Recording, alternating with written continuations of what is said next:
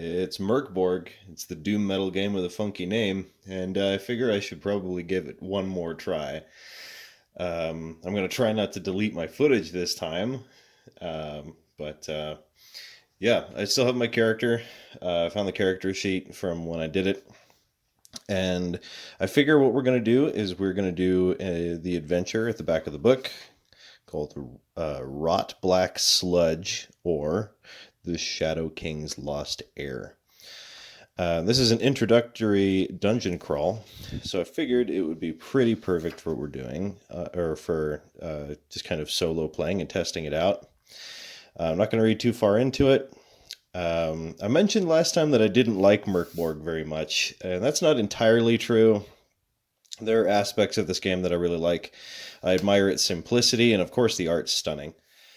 One thing I think that's my favorite, Dungeon Craft pointed this out, is that they have a bunch. This is the entire system, more or less. I don't think it has weapon damage or anything like that, but like it has how initiative works. It has how difficulty ratings and tests work. Here's reactions. Here's what happens when you rest. It has morale. So it has all the rules condensed to one page, and then there's over here, there's like, if you want to randomize an adventure, there you go. This is worth it.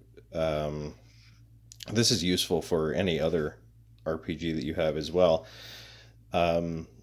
Especially like if you're using this setting but you don't want to use the system, you can randomize an adventure. So we're going to do Rot Black Sludge. I'm going to introduce our character. It's the same one that I tried to use for, I can't remember what the adventure was called, but this is Kian. I actually constructed him using the, it's like this cult hereditary book, because I really wanted to use the Cursed Skin Changer, or Skinwalker, or whatever it's called. Did I put that somewhere?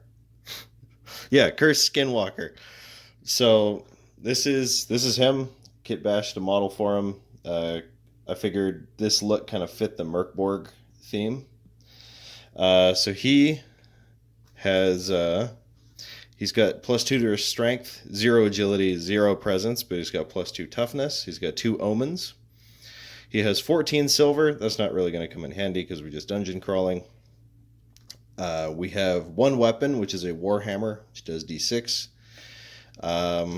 He's got moderate armor, and twice a day he can transform into a really nutty looking zombified wolf type guy, which is super cool. That does, like, that changes his stats briefly, or a little bit. He still does d6 damage with a bite, but he crits on a 19, so 19 through 20. And because he's slick with blood, he takes -d2 damage, which means he's slightly less armored than he is in human form, but it's still super cool. I like characters that can transform. That makes my day. So anyway, let me set up the beginnings of the dungeon here, and we will get started with Black Sludge. Kian faces execution for heretical theft, but a masked seer, a courtier of the Shadow King, offered you a chance at life. The king's one true heir, his son Alden, is missing. Without an heir, the Shadow King will eventually be forced to hand his crown to his imbecile brother. Get him back discreetly, and wealth, life, and freedom will be yours. It's believed Alden is imprisoned in an infamous underground locale, a place no free man would willingly go, a place called the Accursed Den. I thought it was Rot Black Sludge. There's like 3 names. So there's the Accursed Den here. So the seer can see things. We can roll a d8 to see what that is. So let me grab these dice here. What exactly Maybe this is I haven't read the adventure at all. We're going into here blind, so I figure if the seer is seeing things, maybe this is going to be something we encounter in the dungeon. So we can roll a d8. That's a 6. Something hungers in the depths, an enormous creature like a vast intestine. What the? It says true. Okay, so there's a chance that whatever they see could also be false. Okay. Well, we see that there's a giant hungering thing in there, like a huge intestine. Oh, and here's the map. So, man, so this is our dungeon, and there's this big blacked out space here. I wonder what that's all about. I guess we'll see. So we're going to start in area number 1, which says it's the entrance, which would make sense. Here's our guy. And like magic, there's the entrance. So it looks on the map like we came down some stairs here. So we're already like underground, and it looks like we've hopped over some kind of chasm or we've stepped down.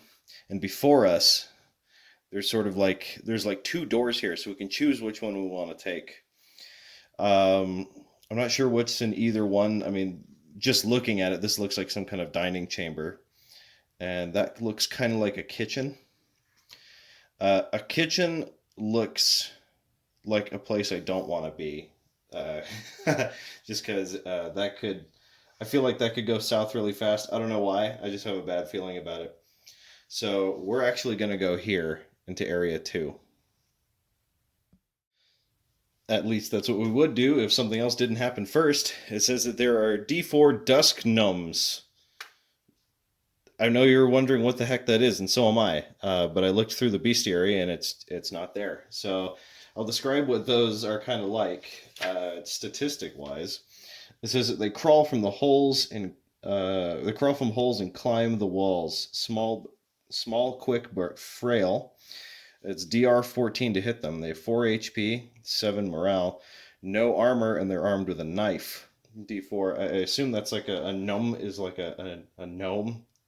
It's like gnome. It's spelled really weird. GNOUMS, gnomes. So dusk gnomes crawl out from holes and crawl in the walls, and it looks like I rolled 4 of them. So it's DR 14 to hit them. And I assume it's just kind of a basic defense roll to defend against them. So let me get some little things here. This desk is a mess. You can't see it, but I've got stuff everywhere. Oh no. Oh, here it is. Right in front of my face. I was looking for these. So there are 4 dust gnomes. So they crawl over the walls, and they've crawled out of the holes in the ground. And you know what? Since there's a mechanic for it, I think I should roll some reaction. Because that's 2d6 here. There's a chance they might be almost friendly or helpful. That's as good as you can get. They're never like super friendly in this game because it's doom metal. So here we go. Let's roll some reaction. That's a 7. They're indifferent. They actually don't care about us, which I suppose is fine. So we're going to wave to them a little bit. The little dog that accompanies Kian that I forgot to tell you about. That's right. He has and I quote, a small but vicious dog, which accompanies him. Growls at them, baring its little teeth. I can't help it. I imagine like a little Chihuahua or like a Pomeranian, just like, and he's just like, shh, come on, Fido, we need to go in here and ignore these gnome things because there's like 2 of us and 4 of them. So that's what we're gonna do. We're still gonna go in here. If they weren't indifferent, we would end up fighting them. So here we are in the dining hall. This is area 2, and that's kind of as best I can do constructing it. The table should be like a lot bigger, but let's see.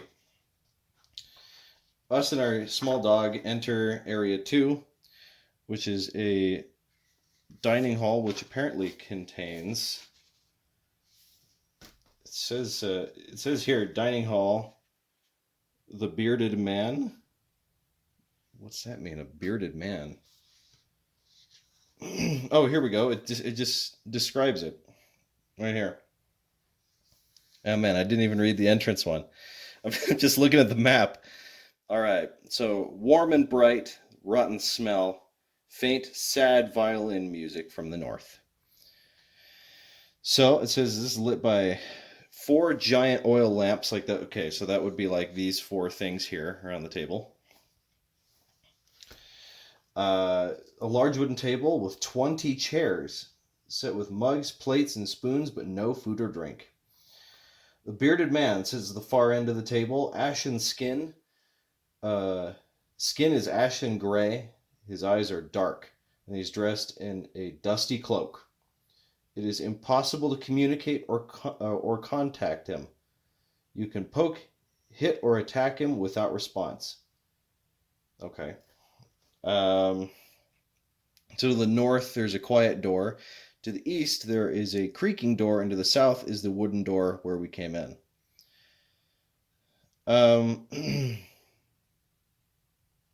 So I'm going to look at Area 2 here, and I'm going to see like what happens. Area 2. So it says there's D2 mongrels. These are just like dogs. So we'll just do evens, odds. Evens is 1, odds is 2. Evens, okay, so there's one of them. I know I could have just done that in reverse. Because, you know. So here is the old man. Here's a mongrel that I assume is at his side. It doesn't sound like it would be hostile, but, you know, we can check anyway. No, it's indifferent again. So, Kian is going to go sit by this guy really quick here. And of course, the small dog is still very upset that there's anybody else nearby. I love thinking about that thing. It's fantastic. Although it says, if everyone is seated at the table, the man comes to his senses and erupts with rumbling laughter. He tells stories of old for a few minutes, but slowly and irrevocably regresses into his own world again. Oh, it says there's 4 guards that hear any noise made here. So Kian sits down and this guy starts laughing and just starts telling stories. Doesn't respond to anything Kian says to him. He just tells his stories. Meanwhile, the dog lays on the floor. It says that there are... Which one has guards? Area 4 has guards. Okay, so Area 4 is through here, which means the 4 guards hear what's going on.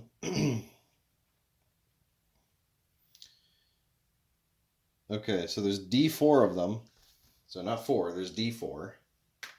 There's 1. One guard passes the time there and carries prison cell keys. I assume since he's actually a guard, he's probably going to be hostile to me. So I'm going to take a look at his stats here.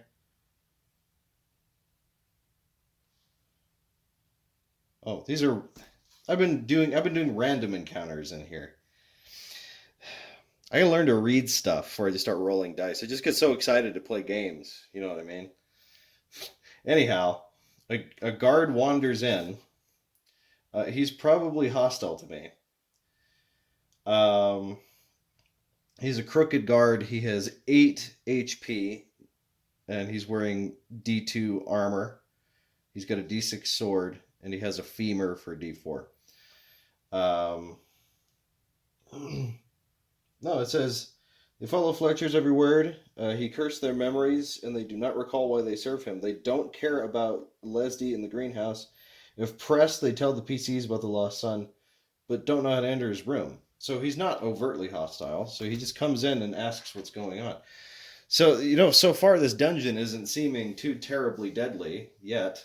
I mean, I guess we're just at the beginning, but heaven's sakes. Well, I mean, I guess I could still roll for it. Let's roll. So Kian will just kind of, I mean, seeing that this guy is really friendly, Kian's just going to wave and say, hey, what's going on? And his dog says, bork, bork. And Kian just shushes it and pushes it back into his coat. For some reason, I imagine it's sticking out of his coat like his armor. I don't know why. So we're gonna roll his reaction. That's a 7. That we rolled a 7 before, so that's indifferent. And he's just like, "Oh hi, don't see many visitors here." And Keen's gonna say, "Indeed, I've actually come to save Prince Alden, who disappeared, and I want to get him back." So the guard's gonna say, "Well, yeah, Alden's here. He's in a cell, but I don't know how to get in there." And Keen will go, "Oh, okay, thanks." All right, so I guess we'll decide which direction we're gonna go now. Let's take a look at the map again. We're not gonna roll random encounters anymore unless we're sticking around in an area. So it looks like from here we can go to 2 other areas. We can go to Area 4 or Area 6.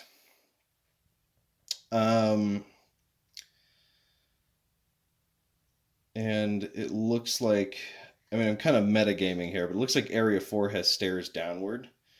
And I'm starting to assume that that's the prince's cell, that void there. So I think Ian's going to follow this guy back into the room. And it says that Area 4 is literally just a guard room where this guy's been hanging out. So he's going to follow him back in there. So Kian follows the guard back into the guard room. And it says that there's a rotten stench in here too. It's hot, and we can hear the sad violin music from the staircase. The staircase, according to the map, is like right here. Then there's 2 doors here, and we just came in here. So this guy actually, it turns out, carries the prison keys, the prison cell keys for room 5. Where's that anyway? Okay, so room 5 is over. It's just through that second door, that this one here. But we don't really know that. Let's see. Oh, if we ransack the room, we can roll a d6 twice. I don't think we're going to be ransacking the room, but we are going to ask. So where's the prince kept?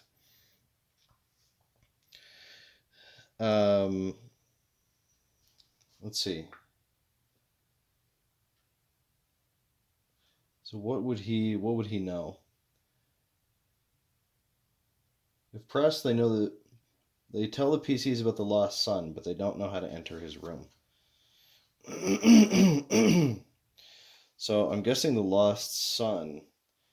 Again, I'm certain it's in that black void area.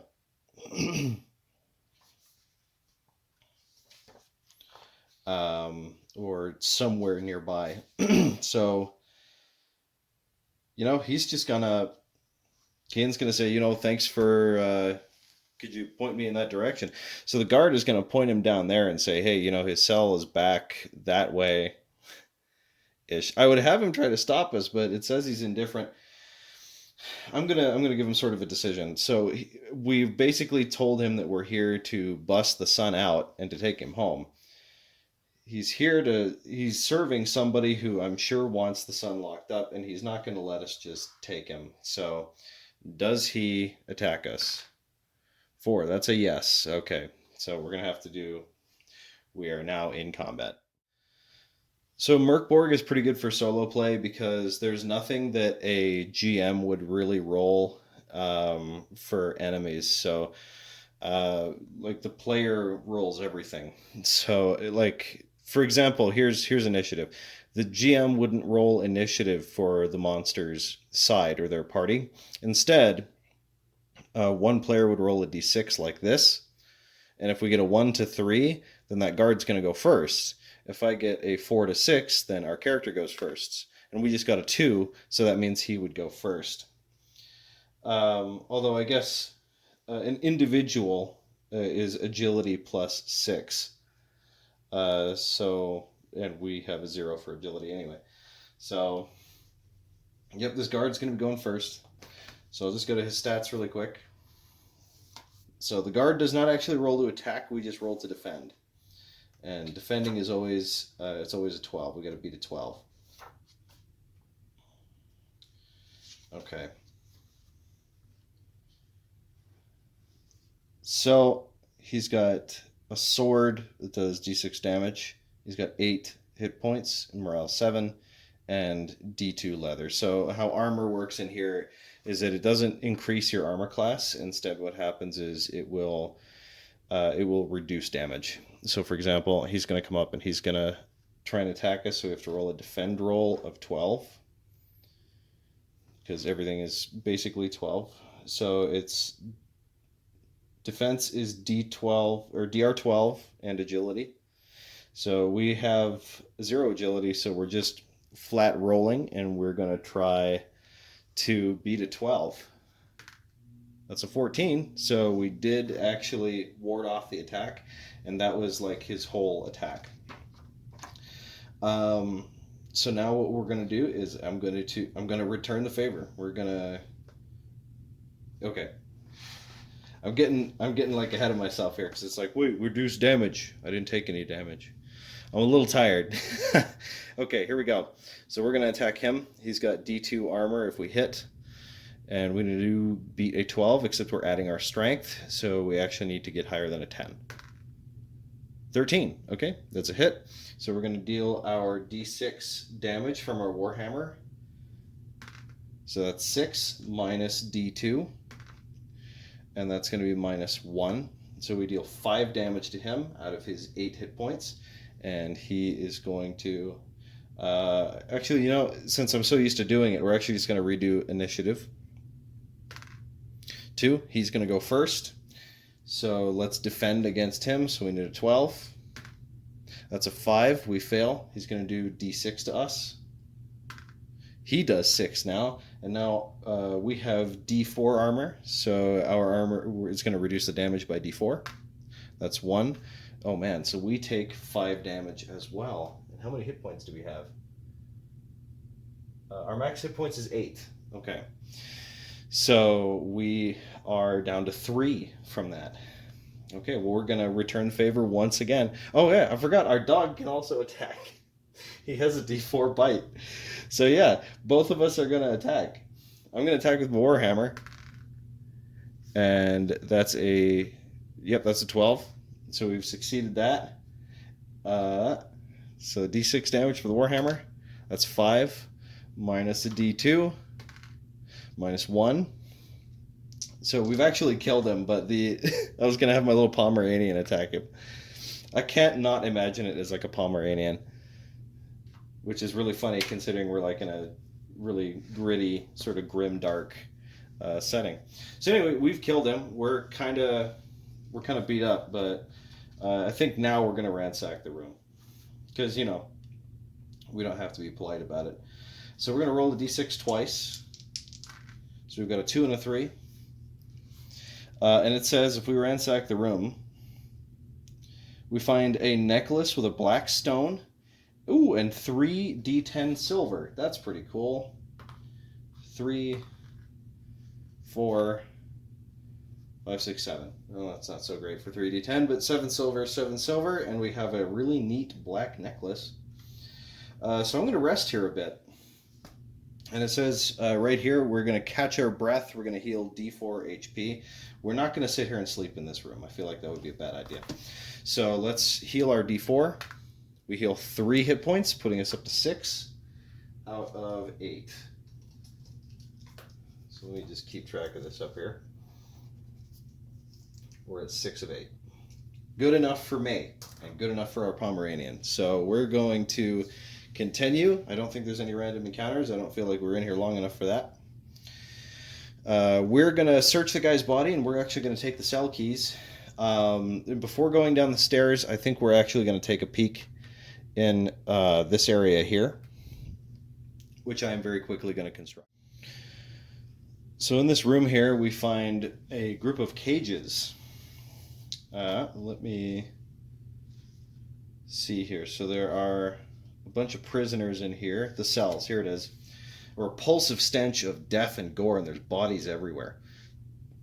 There are corpses on the floor. Some are whole, some are torn apart.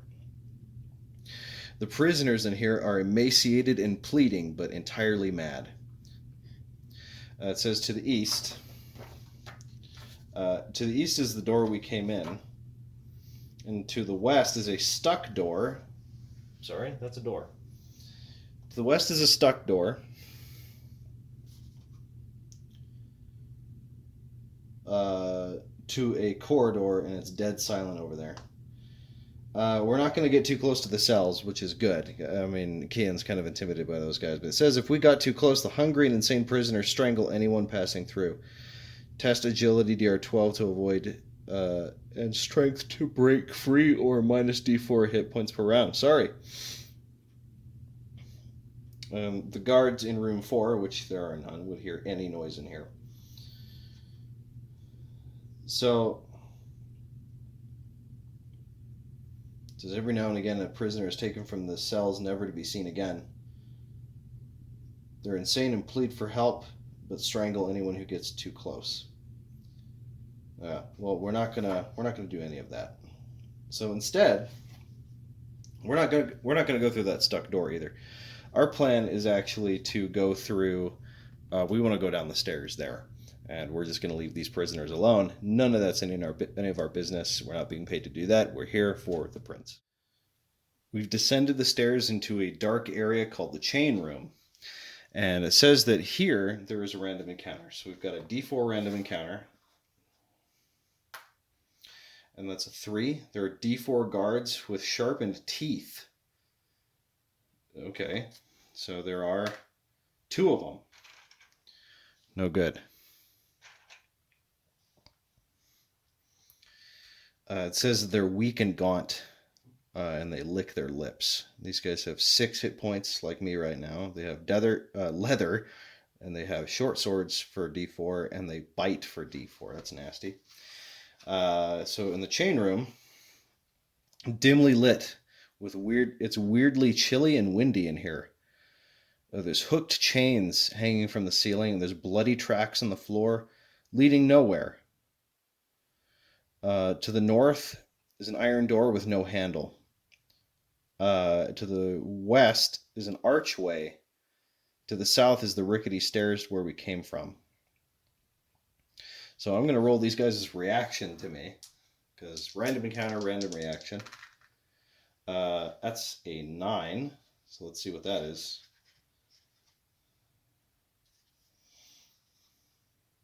Almost friendly.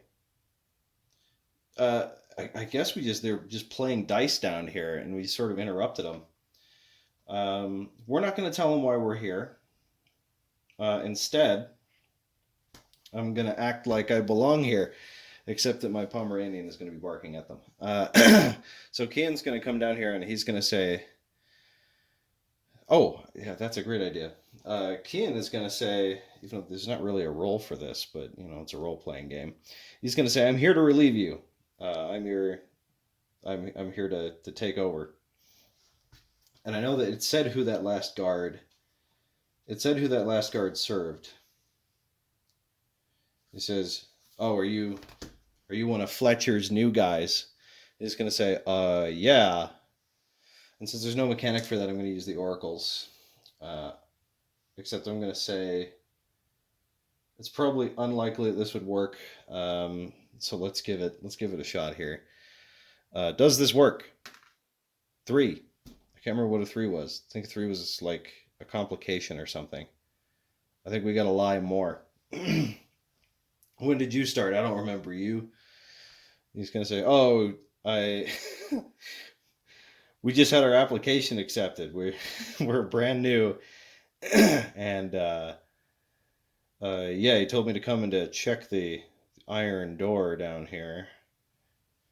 Does that work? 4. Oh my gosh, it works. So yeah, you guys can head back up to the guard room for a break. Yeah, you should totally do that. And since our bluff kind of worked, there's not really a mechanic for that in here that I've saw. But we're just gonna see if it works. So these guards, I guess they leave. If that hadn't worked, that would have been super bad, because we've only got 6 hit points, and there's 2 of them. And as they're passing us, our Pomeranian's like, argh, and I'm just like, shh, stop. All right, so there's an iron door here. We don't know how to get through there. There's no handle, and our key doesn't go to it because the guard didn't know how to get to the room. Hmm.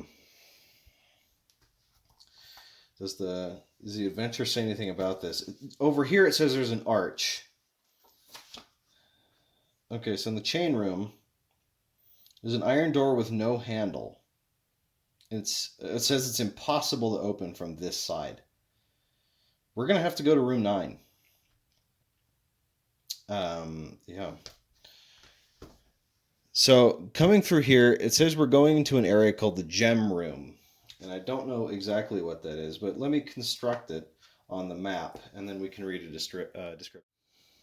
So this is all it is, except if you look at our map here, we are currently bordering. So here's the gem room. We're bordering on this big black area that I've been really worried about this whole time. And I'm just going to go to it. Okay, gem room. This is illuminated with spectacular colors, stuffy air reeking of sulfur, and wrought black sludge. They said it! There it is! And melancholy violin music. To the north of us, so the direction we're facing, is wrought black sludge. The northern wall collapsed into a cavern 60 feet deep. Black, mushy gunk. Man, so there's black, mushy gunk all over the place. Sulfuric haze obscures the view. One can almost see that the forge/slaughterhouse and the statue room. Okay, so we can almost see stuff through the flames here. So we can make out shapes through the smoke. There's a 50-foot tall pillar in the middle of the sludge, and atop it, 2 skeletons play the violin. Okay, that's kind of weird. We got a big old pillar with 2 skeletons on top of it playing the violin. All right. So behind us, we have a beautiful green, pink, violet gems fixed into the wall. To the west is a narrow crawlway to a tunnel. And to the east is the archway where we came from. What the heck? There's 2 skeletons on top of the... All right.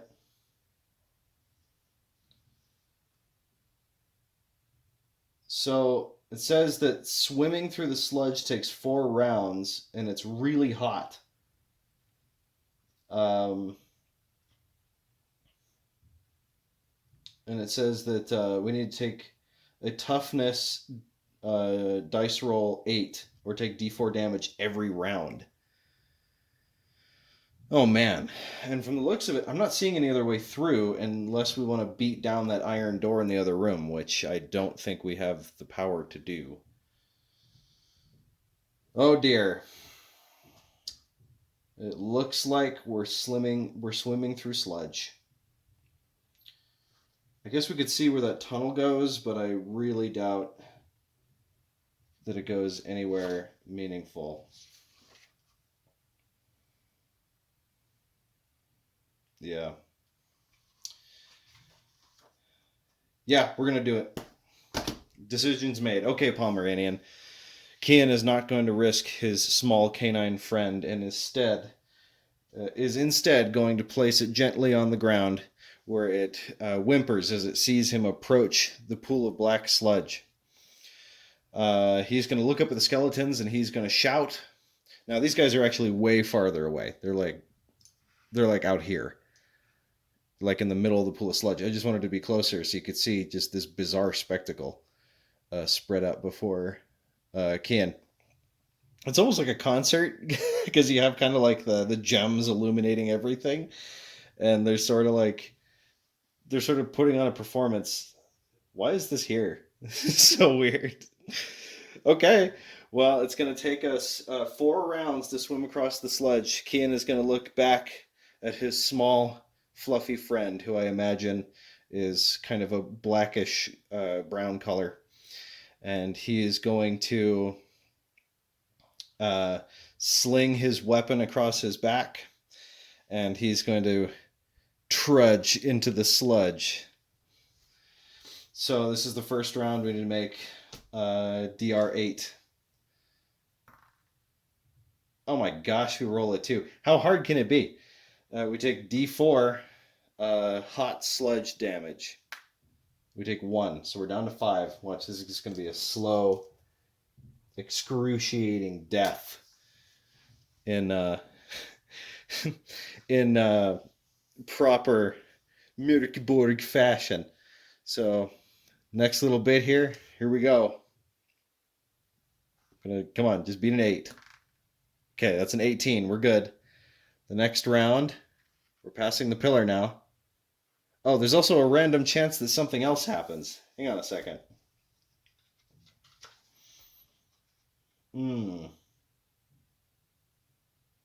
Every swim. Okay. We need to roll a d6. If there's a 1 or a 2, something happens. That's a 3. Good.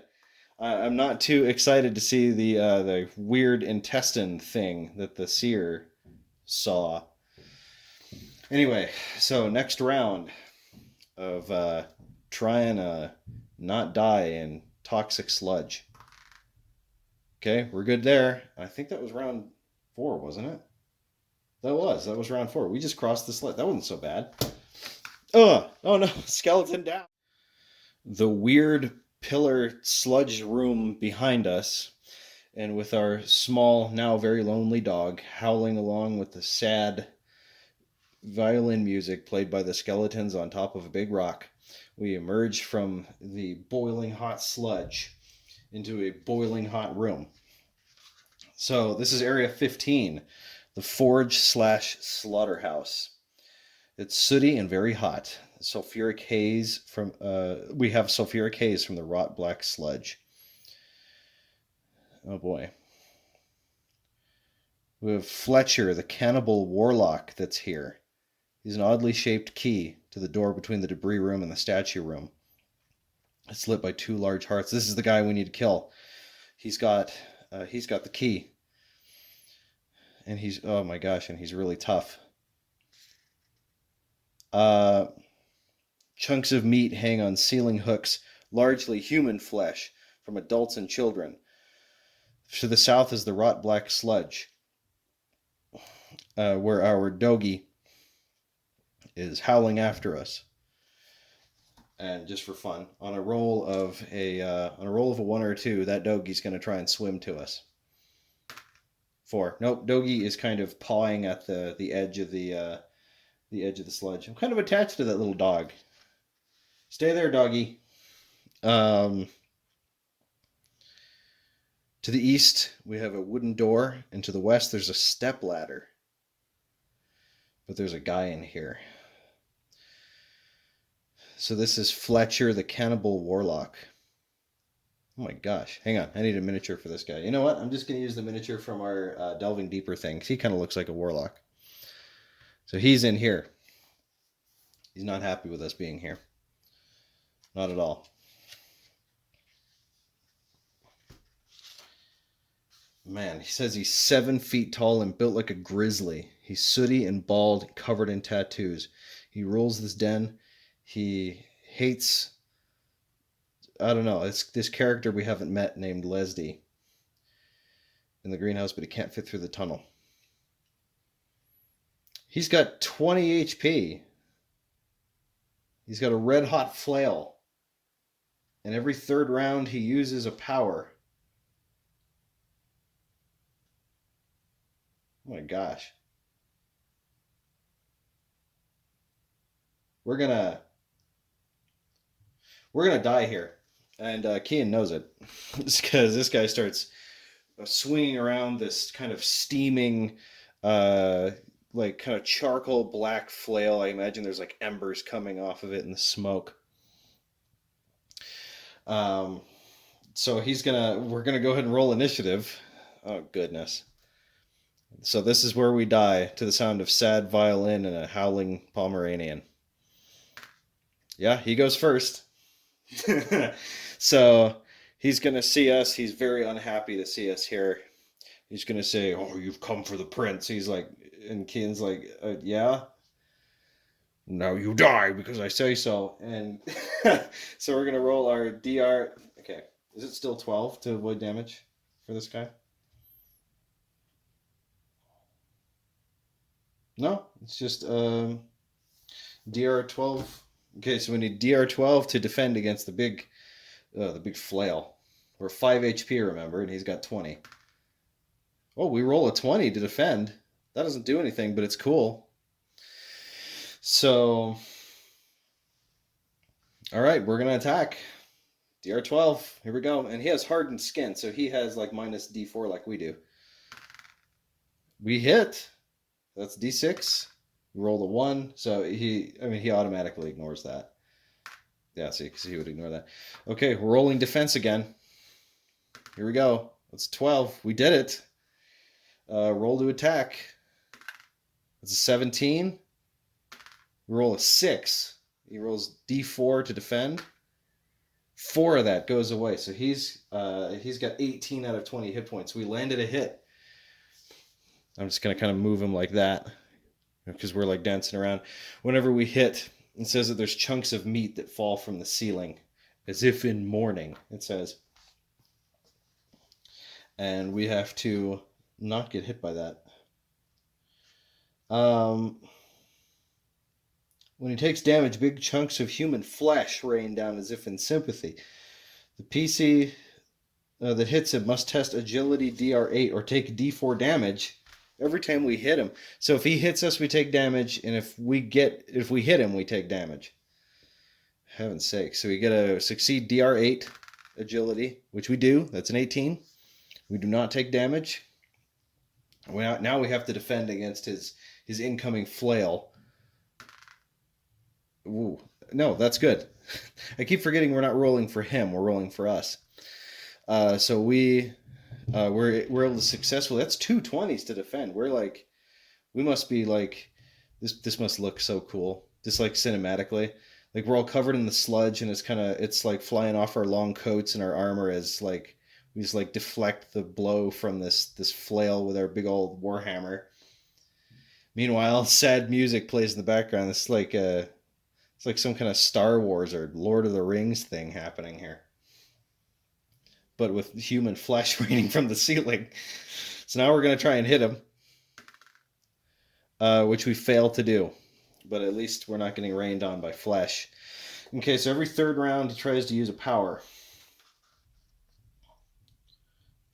And he's got... So we roll randomly for that on a D4. So he rolls a D4, and that's a spell he's going to use. So he rolls a 1. The 9 violet signs unknot the storm. D2 bolts of lightning, dealing D6 damage each. This will kill us. So it's 1 bolt of lightning, dealing D6 damage each. We're dead. That's 6. There's not really a defend roll against that. I think it just says... I feel like there should be, like an agility thing. You know, we'll roll agility, and if we fail, we're dead. We fail. That's a 10. So, to the sound of a howling Pomeranian and sad violin music played on top of a big rock, we rather predictably fall to Fletcher, the mighty warlock of the bad underground doom metal dungeon. So that was kind of fun. There's Mörk Borg for you. That's how that works. So I mean, I had more fun with this one than I had with the other one. But as what usually happens to my characters, we die horrifically. But I don't know. Maybe I'll carry the Pomeranian over to another game. But well, thank you for watching. As promised, there's Mörk Borg. Sorry it took so long to do that. I accidentally deleted the footage on the first one, and I was really trying to bring myself to play it. I really want to get back to delving deeper, what we were doing with our treant friend. And I recently came into possession of another book I really want to try out. I'm not gonna say the name yet because I want it to be a surprise. That could be a long one. I mean, provided nothing bad happens, knock on wood. But I'll have to make an entire party for that. We might see the return of the Horrible Four for that, because I really miss those guys, and I've wanted to get back to them for a while. But okay, I will see you guys in the next video. Thank you so much for your patience. Thank you so much for the support and for the understanding from last time. But we will see you in the next video. We'll see you later.